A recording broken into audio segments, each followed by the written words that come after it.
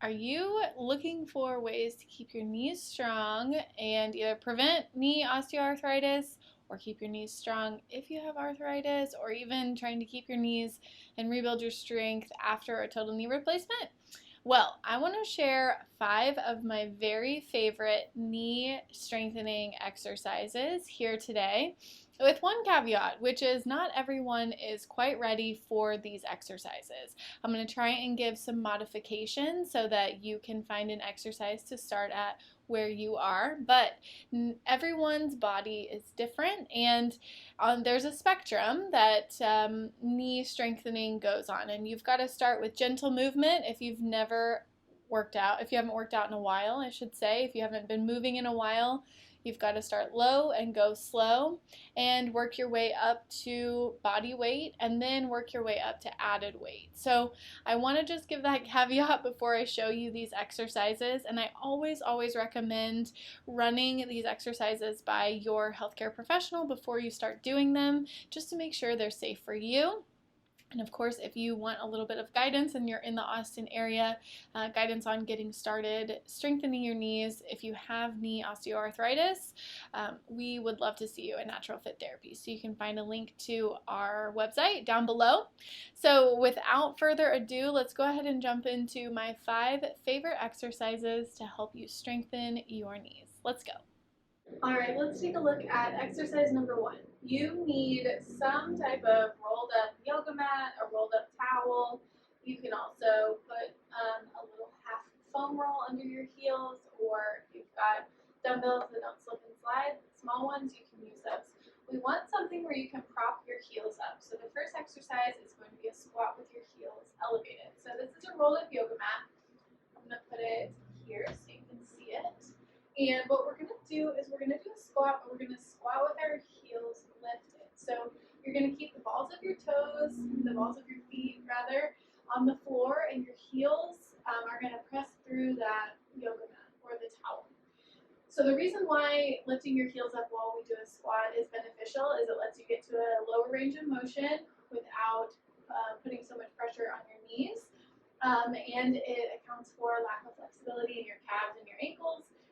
So typically this hurts a little bit less than if you were to do this flat-footed. It's definitely the case with me, and we've seen it a lot with our clients. So our heels elevated squat, you're going to put your pressure through your heels. You should be able to wiggle your toes. You can have your hands across your waist, across your shoulders, in front of you, or just let them kind of naturally fall where they may. And you're going to pull your core up in and slightly, stick your hips back first, bend your knees, and then come all the way back up. So you're going to slowly progress lower and lower, and then come back up. So if you want to start with this high range of motion where your hips stay above your knees, you can stay there for about 10 to 12 repetitions. If you want to challenge yourself and go a little bit lower, it's okay to go with your hips lower than your knees. That's just a squat. But really you should be going as deep as your body is allowing. So go right up to the edge of where it's starting to get uncomfortable, and then come back up.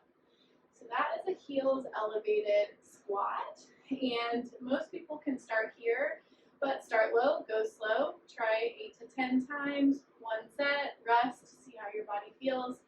Typically discomfort will loosen up with more repetitions, but listen to your body. So that is exercise number 1. Okay, exercise number 2 is with some type of elevated surface. I have a step, but you can use anything where the surface that you're standing on and the surface behind you is just slightly different. You want to start with low threshold and work your way to higher. So this step is maybe 3 inches high or so, and I'll show you how it works. Put the step behind us. This is going to be a way to strengthen the front of your legs and be going a different direction than you normally go. So typically especially with knee arthritis, going upstairs is painful. So sometimes reversing it and going backwards can actually maybe be a little scary, but a little less uncomfortable. So you're going to stand with your feet flat, pull in your belly, reach back with your toe, make sure your full foot makes it onto the step, step on, step off with the same foot you stepped and then switch sides. So step back and step back down, and alternate sides. Again, going for 8 to 12 reps on each side for one set, resting and trying another set. So you'll feel this is a little bit different activation than regular stepping is. The stronger that you get, the higher this step can be, and eventually you can start to add weights. Mess that one up. You can add weights, holding on to 5-pound dumbbells, 10-pound dumbbells, 15-pound dumbbells, really just progressing as your body allows. So that is exercise number 2. Let's look at exercise number 3. So for our third exercise, we're going to use this step here. If you have a chair at home that has a flat seat that you can bump up against the wall, that is a good solution as well. Just you want something that you can put your foot on, put some weight in. It's not going to slide or collapse. So most people with knee arthritis really don't like to do lunges. And so this is a way to get, but lunges are very functional. You have to lunge to do almost anything in life. So we need to figure out how to get you into that movement pattern without pain. So one way that we can do it is to put your foot on an elevated surface, like a step like this, and your back leg is, pretty far behind you till you feel just a nice stretch. And so what you're going to do is you're going to start with all your weight on your back leg. You're going to shift your weight forward into your front leg until you have all of your weight, most of your weight on that front foot, and then just push back, forward and back. Now, if you've got knee pain, you might have to start with a very small range of motion. You might just go to where your knee is over your ankle, and then you press back. And you might have arthritis in your standing leg, and this might not feel that great. So smaller range of motion to start, higher surface is going to be easier. And as you get stronger, you'll be able to go just a little bit further or start holding onto dumbbells, 5 pounds, 10 pounds, 15 pounds. And again, you're going for 8 to 12 repetitions on each side for 2 to 3, up to 4 sets, depending on what your body can tolerate. You're going to switch sides. Again, shifting your weight into that front leg and then into your back leg. This also challenges balance just a little bit and is really great for helping you stabilize your core, which helps with back pain as well. So that is exercise number 3, and it's a variation of our lunge. Let's go ahead and look at exercise number 4. Exercise number 4 is going to be our deadlift. So deadlifts don't specifically strengthen our quads as much as our hips and our glutes and our hamstrings, but those muscles are really important too, because every time you take a step, those hip muscles absorb so much force, and if they're not strong, then your knee is what takes the hit, and that is what can increase wear and tear on your knee joints, which is not what we want. So, take this with a grain of salt. If you do have any type of back pain that can get flared up with exercise, this is definitely one of those exercises that if not done properly, you can flare up your back pain. So skip this one if you've got back pain, or don't skip. Consult your physical therapist on a proper strategy to desensitize you to deadlifting. But that's what we're going to do. So a deadlift, your feet are going to be, I'll start facing you. Your feet are going to be shoulder width apart. You can hold anything. I'm holding a 10-pound dumbbell in both my hands. You can hold a water jug. You can hold a pillow. You don't have to start with weights. You can just hold something really light, like a ball. But our form is what's important. So your feet are firmly grounded in the floor. You are going to have just a slight bend in your knees, and the first thing that moves is your hips go straight back, and that'll cause the dumbbell to be pulled by gravity down towards the middle of your foot. And once you get to a strong stretch in your hamstrings, you're going to push your feet into the floor and come back up to start. Your hips go back first, your back is flat. When you get that nice stretch, push your feet into the floor to bring you back up. Let me show you from the side. So my feet are flat, my hips go back first. Notice my back is flat. My chest is nice and proud. I'm not slouching over. I get to this nice stretch, push my feet into the floor, and bring that weight up to your hips. Let's do it again. Push your hips back, You're aiming that weight down towards the middle of your foot until you get a nice stretch, and then push through your feet and come all the way up. I think these feel so nice. I love deadlifts. But you want to be mindful to start out. You might just go here and then squeeze your booty and come back up. You might start here, and that's fine. As you get stronger and more flexible, you'll be able to go down lower and back up. Deadlifts are interesting. They say that by our 6th, 7th decade of life, it's important to be able to deadlift maybe 40% of your weight. So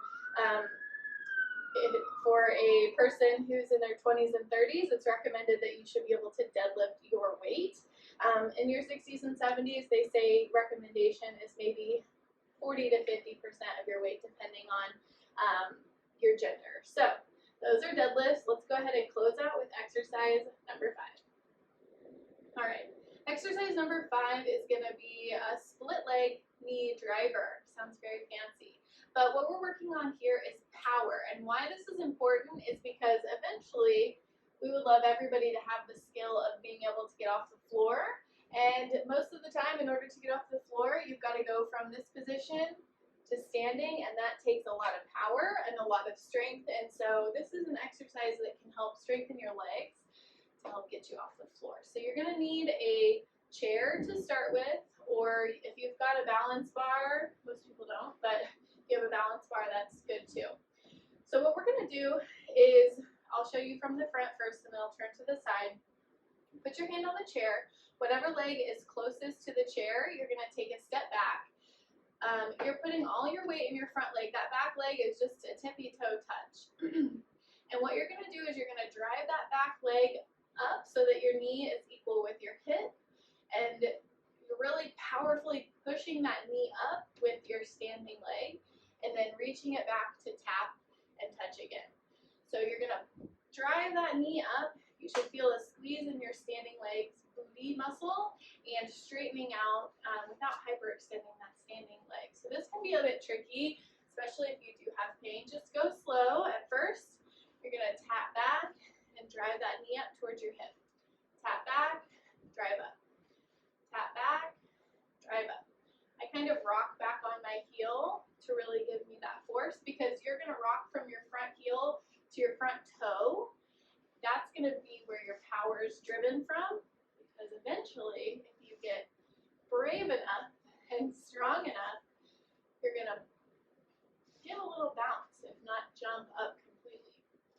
If you want to lose the chair, you can. It's stepping back and driving up, stepping back, driving up, and if you want to add a little bit of power, you can give a little hop. Woo! Now, if hopping is scary to you, don't do it quite yet.